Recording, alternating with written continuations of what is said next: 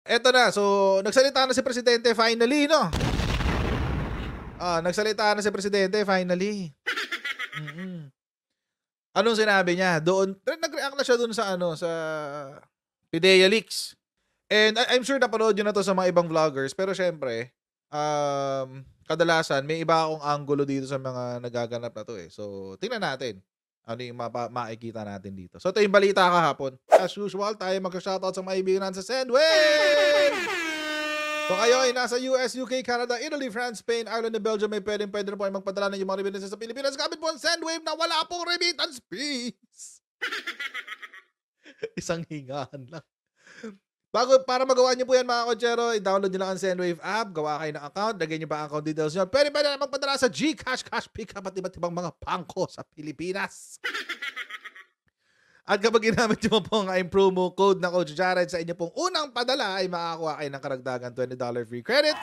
Kaya kayo po ay gamitin na si Sendwave for all of your remittance needs. Testigo ni Bato de la Rosa, parang jukebox. Jukebox lang ang peg. Sabi, tinawag ni Pangulong Ferdinand Bongbong Marcos na professional liar at ikinumpara sa jukebox ang testigo na humarap sa ipinatawag na public hearing ni Senator Ronald Bato de la Rosa ukol sa PIDEA leaks. Ayan. Minaliit lamang ni Pangulo ang mga isiniwalat ng dating PIDEA Intelligence Officer Jonathan Morales tungkol sa confidential documents umano kung saan sinasangkot siya sa illegal na droga. Professional liar daw. Professional liar. You lie as a way of life. Nagsisinungaling ka para maipakain, para meron kang maipakain sa iyong sarili at pamilya. Oo, pangit, di ba? Tapos naging PIDEA officer ka pa. Ang pangit lalo. Ang pangit lalo. So, ayan, testigo ni Bato de la Rosa parang jukebox daw, ang sabi. Panoorin natin balita tungkol dyan.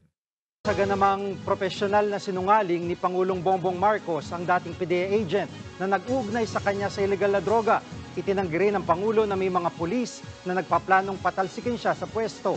Nasa frontline ng balitang yan si Reynald Pawi. Mahirap naman bigyan ng importansya yan. You know, this fellow is a professional liar. Ganyan inilarawan. Alam niyo minsan, ang sarap pakinggan ni Presidente na bumibira. Totoo, alam niyo, totoo. Minsan ang sarap pakinggan ni Presidente na bumibira. Kasi, minsan nyo lang siya maringgan na na merong angst and gigil at gusto sa kanyang pananalita. Oo. Jukebox eh. Yung taong to professional liar. Imagine. Tinawag kang sinungaling at hanap buhay mo yung magsinungaling. Tapos ikaw, naging PNP at naging PIDEA. Pero hanap buhay mo magsinungaling. Ang shikit-shikit naman yan. Ni Pangulong Bongbong Marcos ang napatalsik na intelligence officer ng Philippine Drug. Grabe si News 5. Napatalsik. Napatalsik. Alam nyo mga kotsero, naalala ko nung unang pinasabog to ni Maharlika last week or 2 weeks ago. Ang dami nag-message sa akin. Both Duterte and BBM supporters. Pareho. Message. Coach, ganto. Naglabas na, salita na yung sumulat ng papel. Ganyan. Pahiya ka ngayon. Ganyan. Sabi ng mga DDS. Gabi na yun eh. Gabi na yun. Galing pa ako ng Quezon City yata. Sunday night. Tapos, pag uwi ko ng bahay, sabi ko, napahiya ba talaga ako? O di research natin yung pagkatao niya. I-research natin. At kung mapapansin nyo mga kotsero, pagkatapos mag-live stream ni Maharlika at nitong ni Jonathan Morales, ako yung nag-live stream. I am one of the first, if not the first. Ulitin ko, I am one, if not the first, na nag-expose ng pagkatao nitong Morales natin. At ang nakakatawa doon na mga kotsero, ano lang naman yun? Everything is one Google search away. Lahat. Yung kabalbalan niya doon sa, tawag dito, sa PIDEA, yung pag-extort niya ng 8 million, tapos yung pag-akusa niya, yung kanyang estafa case, yung kanyang kaso sa homeowners, yung kanyang false witness, false testimony na kaso. Lahat ng yun, mga kotsero, it's all one Google, one Google search away. Sobra. Napakadali. Ibig sabihin, even before, ginagawa na niya itong mga kabalbalan na to. Recently, di ba, nagsalita rin si Ping Lacson. Na biktima rin daw pala siya. Tuloy natin. Drug Enforcement Agency o PIDEA na si Jonathan Morales. Nagpaunlak ng panayam sa media ang Pangulo habang nasa General Santos City kanina. Si Morales ang dating ahente na humarap sa pagdinig ng Senado kamakailan kaugnay sa tinaguriang PIDEA leaks. At nagsabing sangkot si Marcos at aktres na si Maricel Soriano sa illegal na droga sa naunsyaming drug operation sa Makati noong 2012. Parang jukebox yan eh. Kung ano Jukebox. ihulog mo na, basta maghulog ka ng pera, kahit anong kantang gusto mo, kakantayin niya. Oo, kaya walang saysay. Tignan mo na lang ang kanyang record. Tignan mo na lang kanya, may kaso siya na false testimony. Sinusubukan bang kunin ng News 5 ang panig ni Morales. Ang PIDEA naman una na ring pinabulaanan sa mismong hearing ng Senate Committee on Public Order and Dangerous Drugs na hindi kasama sa watchlist nila ang Pangulo. Bukod sa isyu ng droga, nagsalita na rin si PBBM sa bali-balitang may nilulutong plano ang ilang aktibo at retiradong pulis para patalsikin siya sa pwesto. Pero sabi ng Pangulo, wala naman siyang nakikitang namumulitika sa hanay ng PNP. I don't see, wala kaming report na in the ranks. Yung mga retired, baka merong mga gumagalaw na sumasama sa mga distab na ginagawa. Pero sa ating mga kapulisan at siyempre lalo na sa officer corps, wala naman tayong nakikitang ganun. Sa ngayon, nakatuon daw ang atensyon ng Pangulo sa direktiba niya sa pulis at militar na unahin ang mandato nilang protektahan ng publiko. Tutol din siya sa ideya na magsagawa ng loyalty check sa PNP at EFP. Anong sasabihin mo doon sa tao? Sasabihin, loyal ka ba sa akin? Siyempre, oo ang sagot nun. Di ba? Natural. Kahit na hindi siya Natural, kapag nga naman police or sundalo yung tinanong mo, loyal ka ba sa akin? Siyempre, oo yan. Oo yan, siyempre. Kaya nga mahirap yung mga loyalty check na yan napakahirap sagutin yan. Or napakahirap timbangin ng mga sagot niyan kung hindi man napakahirap sagutin. Kasi, ano sasagot sa'yo? Siyempre naman, boss. Siyempre, loyal ako sa'yo. Pero huwag kang mag-alala. Nakatago yung, yung kutsilyong sasaksak sa likod mo. Oo. Parang yung mga Duterte Balahura supporters. Ganyan yung mga yan. Lahat sila. Oo. Sasaksakin ka pa talikod, lahat ng mga yan. Maniwala ka. I've been there. Nakita ko mga galawan nilang lahat. Huwag kayong mag-alala. I can testify first-hand, personal testimony. Hindi ko kailangan ng Morales para magsalita para sa akin. Hindi ko kailangan ng Morales. Yung mga Duterte Balahura supporters, ganun. Ganun sila. Lahat sila. loyal sa'yo. Pero titignan natin mga record. Unang pinalutang ni dating Senator Antonio Trillanes IV ang nilulutong ouster plot. Nakampo raw ni dating Pangulong Rodrigo Duterte ang may pakana. Itinanggi na ito ng kampo ng mga Duterte at pinabulaanan din mismo ni PNP Chief General Romel Marbil. Nagbabalita mula sa frontline, Rainiel Pawid, News 5. Ayun. Yun ang ganap. So nagsalita na si Presidente, no? Buti naman nagsalita si Presidente. Oo. Kasi diyan siya yung kadalasang diyan siya kadalasan na binibira, yung masyadong araw siyang tahimik, masyadong mabait, etc. So, at least ngayon medyo nagsasali-salita na siya paminsan-minsan. And that's the least he can do, I think, para protektahan yung sarili niya. Wala na may ibang magpoprotekta sa sarili niya kundi sarili niya. Di ba? Hindi naman siya poprotektahan ng kahit sino kundi sarili lang din niya at the end of the day. Of course, nandiyan yung pamilya niya, but they can only do so much. Diba? So, maganda rin nagsasalita na si BBBM ngayon. So, Hindi lang po si PBBM nagsalita dyan. I'm sure nakita niyo na rin itong mga comment ni Ping Lacson. Itong comment niya nitong nakaraan, this one, tinanong siya tungkol dun sa balita na na siya daw inakusahan ng drugs at ang nag-akusa sa kanya is none other than Jonathan Morales.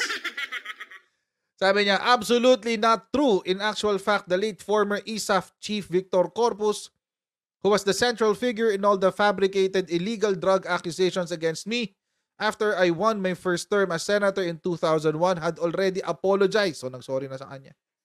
Tapos, after admitting his indiscretions, likewise, ex-PGMA had acknowledged in her published book that she'd been had by a known scammer alias Ador Mawanay et al. This Morales, whoever he is and whatever his motivation was at the time, having met Mawanay and Rosebud in the WPP, jumped into the fray and made similar accusations in a copy-paste fashion. Fashion. So, naging biktima din pala siya ni Morales noon. Ito yung balita no? January 31, 2002. A police officer who was eased out of the government's witness protection program came out in the open yesterday and accused Senator Panfilo Lacson of alleged drug trafficking in his stint as Chief of Philippine National Police. PO1 Jonathan Morales, also known as Agent Morris and the group, and a former operative of the narcotics group, baka pidig to, narcotics also expressed disappointment over his removal from the Justice Department's witness protection program. I now fear for my life, but I stand by my affidavit that Lacson was involved in illegal drug activities. So kasama niya si Rosebud, si Mary Ong. Rosebud yun, di ba? Si Mary Ong. And Morales were among the witnesses tapped by the government in its anti-narco politics. So 2002, malamang sa panahon to ni GMA. Panahon to ni GMA, mga kotsero. At mukhang trigger man talaga ni GMA itong si Morales. If anything, mga kotsero. Kasi hindi naman to lalabas in the open kung wala siyang backer na malakas. Ganoon naman kasimple yun. Ang mga e-paste, mga kotsero, lumalabas yan pag gabi, pag madilim at walang tao. Ganon si Morales lumalabas pag madilim at walang tao. GMA na to, Kenneth Reyes, 2001, bumaba si Era. Nag-resign siya. Yun yung 2001 yung EDSA 2 So mukhang si Morales taga-intriga talaga to ni GMA. Ngayon, may mga nagsasabi sa akin, Coach, nakita mo ba yung video ni Morales kasama si Digong sa whatever, sa mga... Ako, okay lang naman, nandoon siya, pero it doesn't prove anything It doesn't prove collusion It doesn't prove anything. Other than, nandoon siya sa event, kasama niya si Digong. Or nagkasama sila sa isang event kung saan speaker si Digong. I mean, di ba? That's all it proves. No more, no less. Kaya hindi ko masyadong pinapansin yun. Pero to, merong parang ang weird lang na merong link between this Jonathan Morales, yung intriga na ginawa niya at kung parehong style na ginawa niya kay Ping Lacson. So, ito yung lumabas na balita nun. So, hindi ako magtataka kasi si GMA tsaka si Duterte, tight yan Tight yan. Si GMA tsaka si Digong. Hindi rin ako magtataka na somewhat merong anggulo to na GMA kasi si GMA ang mentor ni Sara. And according sa mga kwento narinig ko nung kampanya, merong hindi talaga pabor si GMA na tumakbo si Sara na vice-presidente. Gusto talaga niya presidente si Sara. So, I don't know. I mean, everything's possible in Philippine politics. I'm not saying na hindi ko sinasabi na pakawala ni GMA itong si Jonathan Morales, but Sometimes when you connect the dots, you connect the dots.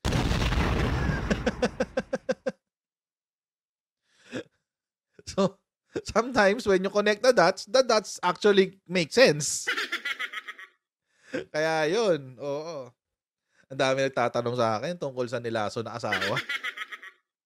Huwag niyo mo akong tanongin dyan. Ito lang po ang sasagot ko dyan sa nilaso na asawa na yan.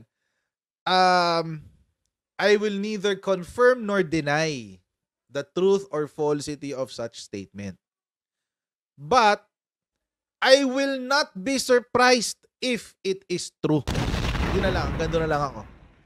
Gando lang ako. Hindi na lang ako magugulat. It takes a very special kind of evil to do something like that. And I think that person is qualified for that special kind of evil. Anyway. So, yun. So, anyway, balik tayo dito sa topic na to. So, hindi na ako magugulat kung merong connect kung may connect tong si Morales tsaka si GMA. Kasi this happened during GMA's time, 2002. Panahon na ni GMA yan. Ang di ko lang alam, anong galit meron si GMA kay Lacson kung bakit. Ba't niya demolition job? O ba't niya character assassinate? So, yun ang di ko alam. Yun ang di ko alam. But apparently, merong pattern. There is a pattern. And ang nakakatawa lang, nag-comment pa si Morales, tigas ng mukha na ito eh. Patigas talaga ang mukha. Binira ka na ng presidente, binira ka na ng pangulo, di ka pa tumahimik.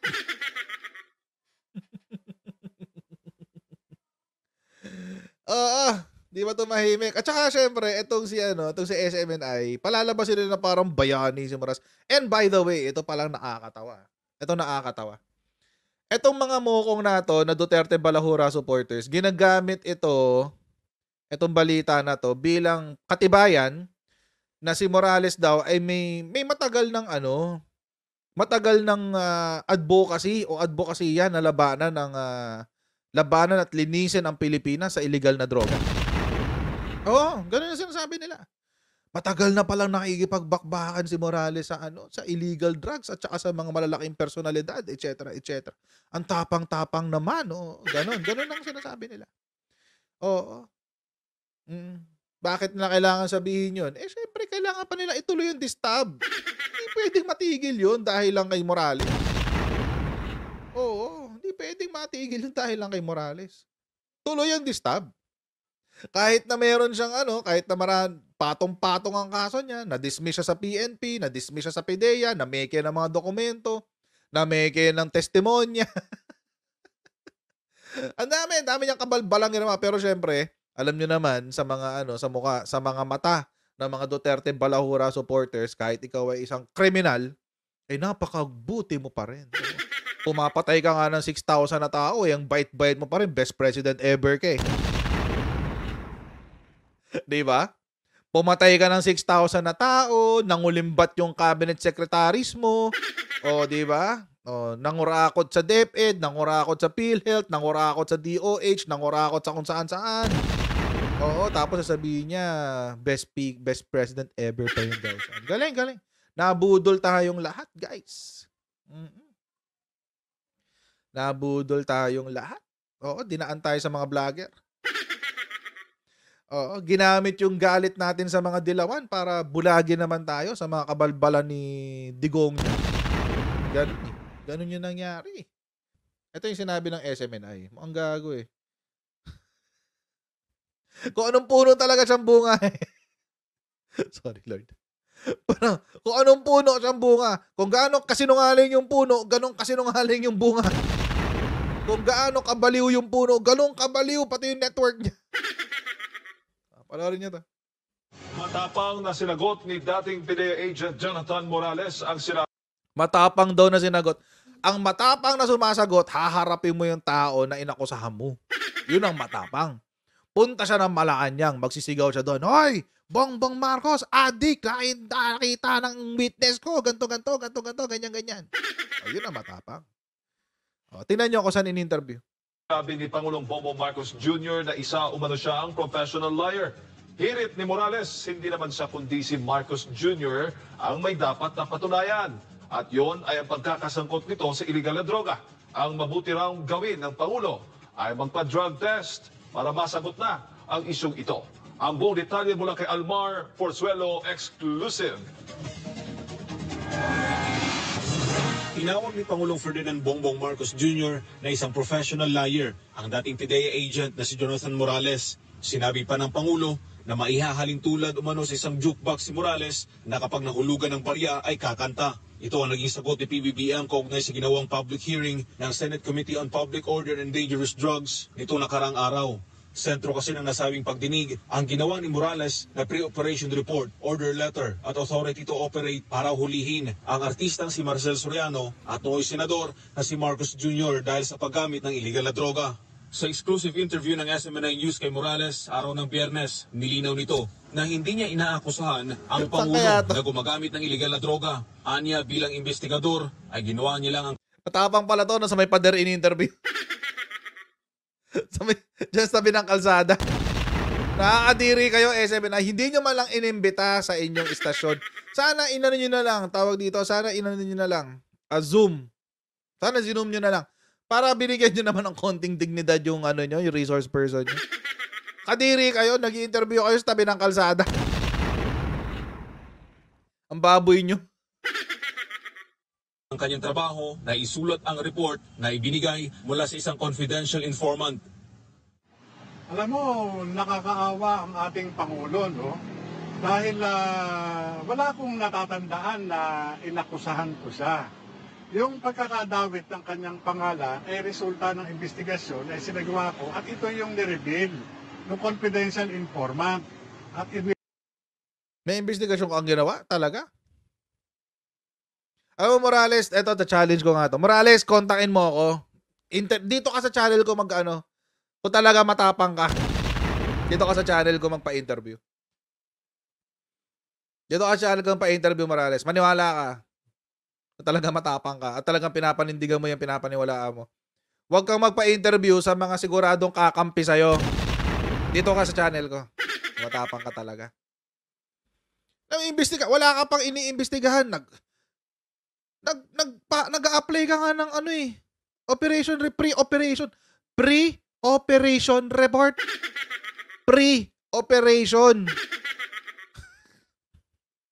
Bago mag-operate. So ibig sabihin may investigasyon ka na agad? Morales, kontakin mo ako. Ito, email mo ako ha. coachjaretofficial@gmail.com. I-email mo ako. Dito ka sumalang sa akin. Hindi doon sa lugar kung saan ibe-baby ka.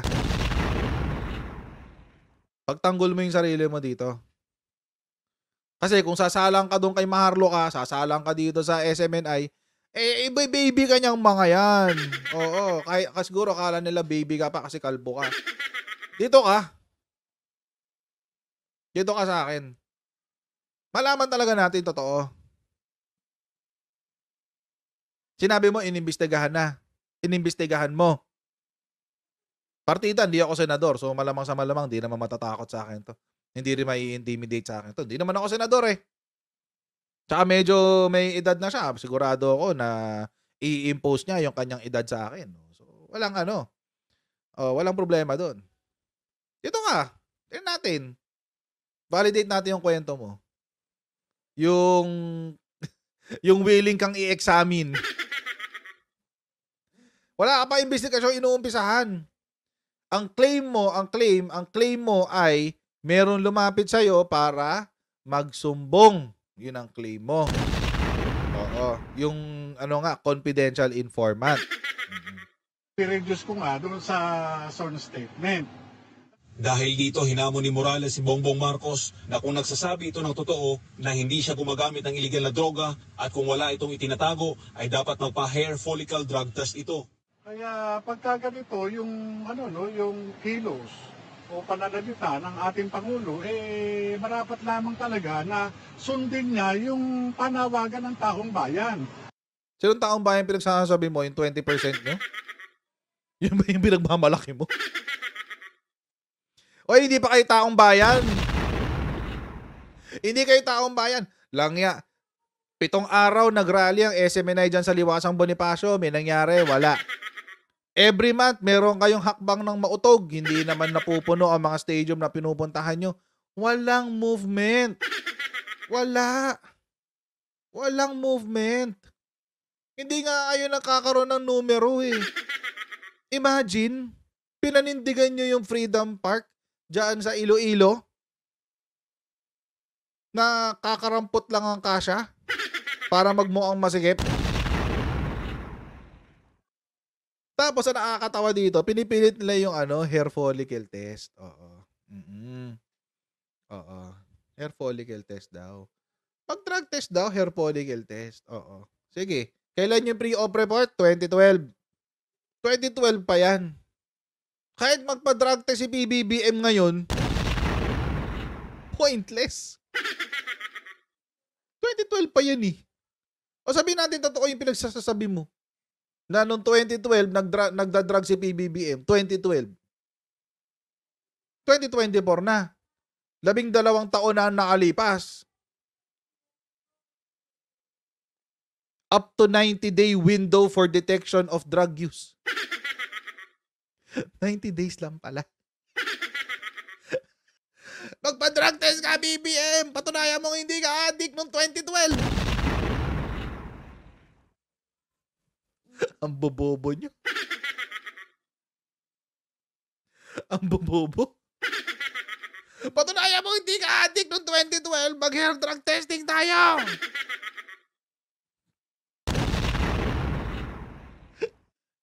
Sabi ni Benjamin Yap, inuulit na yung sagot ni Harry Roque, ang Pangulo ay halal ng bayan.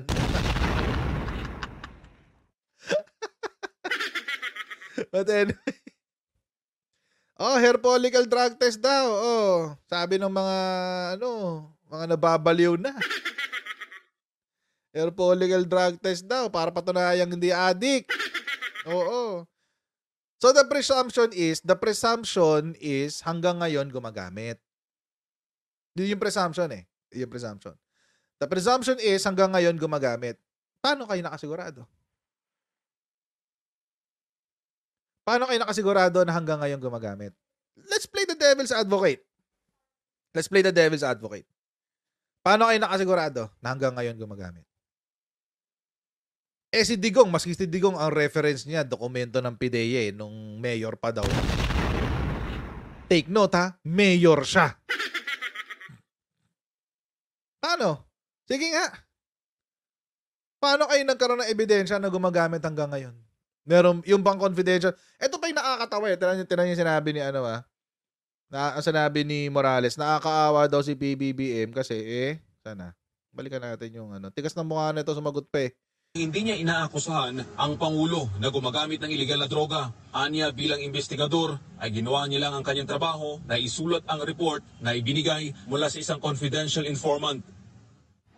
Alam mo, nakakaawa ang ating Pangulo, no? Dahil wala akong natatandaan na inakusahan ko siya.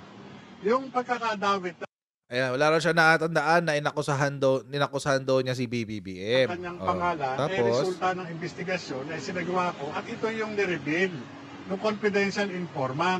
hindi mo rin natatandaan si confidential informant. Marami kang hindi natatandaan eh. You have all the markings of a professional liar. Marami kang hindi natatandaan eh. Hindi mo natandaan na inakusahan mo si PBBM na addict siya. Hindi mo rin matandaan kung ano ang gender ng iyong confidential witness o informant. Hindi mo rin matandaan ang pangalan ng iyong confidential informant. Marami kang hindi maalala. Ikaw lang ang ahente ng PIDEA or PNP na alam ko na hindi makaalala sa mga malalaking kaso na nahawakan niya. Ganon ka kainutil. Ganon ka kainutil. Ang laki-laki ng kaso mo. Alam mo mga kotsero, kung totoo yun, kung totoo yung kaso na yan, ang laki niyan eh, big deal yan eh. Hindi ko makakalimutan yan. Pati pangalan ng confidential informant, matatandaan ko yan. Lalo na ako yung sumulat nung sworn statement. Ako rin ang nag-validate nung sworn statement. Nakasulat dun sa sworn statement eh. Ako si pangalan ng confidential informant. Pag vinalidate mo yon, ikaw ba si ganito? Ito ba ang sinumpaang salaysay mo? Sinasabi mo ba sa nakasulat sa iyong salaysay na ganito? Ganyan. Pag pumunta ka ng pag pinanotaryo mo yan sa inyong legal office, anong unang itatanong sa'yo? Yung pangalan din. Yung pangalan din. Yun din ang pangalan. Hindi mo makakalimutan yan. Kasi uulit-ulitin mo yan sa proseso ng pagbuo mo ng case. Ikaw nakalimutan mo. Alam mo ba't mo nakalimutan, Morales? Sabihin ko sa'yo ba't mo nakalimutan kasi inimbento mo lang to. Hindi mo naisip na, kailangan ko palang lagyan ng pangalan yung confidential informant. Ganda ng nobela mo. Kaso nga lang, hindi bebenta. Kasi ang daming loophole sa kwento. Ang daming loophole. Hindi siya realistic kung hindi kaagatin ng taong bayan. Di ba nakalimutan nga niya yung pangalan? Dapat kasi, nung ginawa niyo yung script niyo ni Maharlika, nag-sit down kayo, tapos binasa niyo yung script. Para solid. Para naisip niyo rin, puti, kailangan natin paglagyan ng pangalan yung karakter natin, yung confidential informant. Kailangan nating lagyan ng pangalan, kailangan nating hanapan ng tao para mas credible. Oo, gano'n. At i-reduce ko nga doon sa... Wala ka nire-reduce. Dahil wala namang confidential informant, di ba? Ngayon, ang burden of proof nasa kanya. Magpa-drug test siya. Wait. Yun ang nakakita sa kanya. Okay. Hindi ako. Kaya walang dahilan para sabihan ako na nagsisinungaling. Ngayon, ang burden of proof nasa kanya. Tanga ka ba? Tanga ka, Morales? Ano bang klase investigator to si Morales? Kanino palagi ang burden of proof, Morales? Sige nga. Ikaw investigador ka eh. Kaya kayo nag-iimbestiga, di ba? Dahil kailangan nyo ng ebidensya. Dahil ang burden of proof ay palaging nandoon sa nag-aakusa. Bobo. Bobo talaga. Bobo talaga. Sobra. Ang burden of proof palagi nasa nag-aakusa. Halimbawa, ako, inakusahan nyo akong drug addict. Inakusahan nyo akong drug addict. Let's say, may pumunta sa Senate hearing. Sinabi, yung Coach Jarrett nyo, addict yan, addict. Oo, ganon. Silang tatanong ko, paano mo nasabi? Base sa investigasyon namin, nakuha namin ganito ebidensya. Ito yung pusher mo, ito yung pangalan ng pusher mo, ito yung ginagamit mo pang drugs, ito yung picture mo nagda-drugs, ito yung video mo nagda-drugs, etc. Yun ang trabaho ng investigador, kumuha ng ebidensya para patunayan ang kanyang inaakusa. Paano napunta kay PBBM yung burden of proof na patunayan niyang addict siya? Yung burden of proof, ipapasa nyo kay yun ang problema. Alam nyo, ganyan lagi ang logic ng mga Duterte Balahura supporters. Patunayan mong inosente ka. Ang bobo, di ba? Kaya maraming inaakusa sa akin ng mga DBS, di ko pinapatulan. Alam nyo kung bakit? Kasi alam ko ang kasinungalingan. Di maglabas sila ebidensya. Ano naman kasimple yun eh.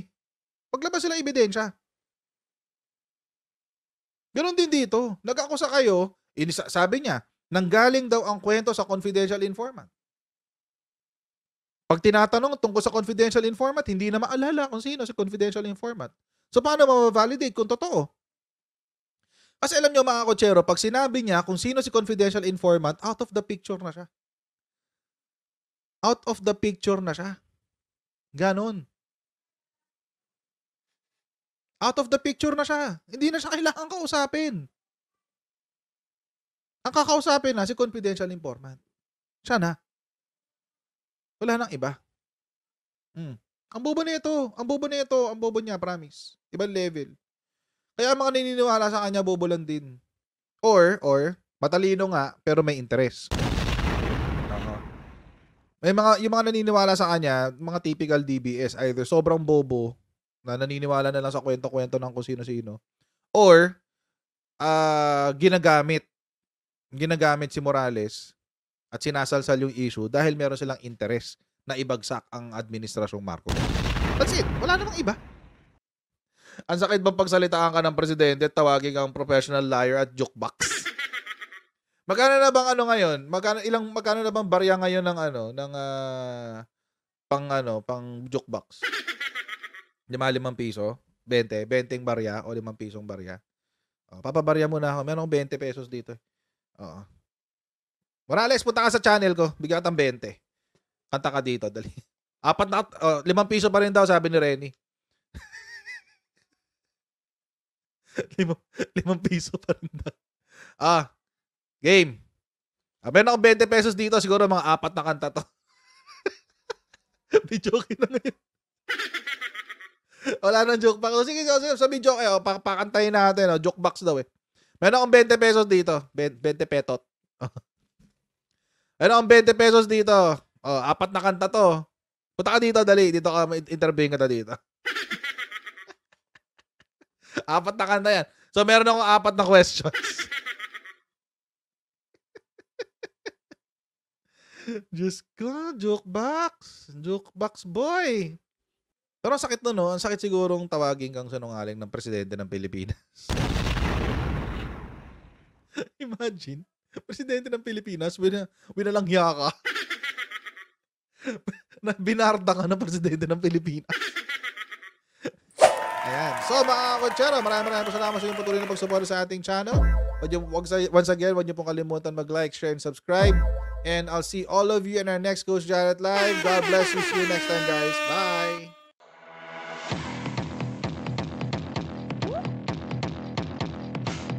Huwag ganun. Huwag natin gawing tanga mga Pilipino. Mas maganda kasi nasa lugar ka ng tama kaysa yung pinipilit mo yung pagkakamali.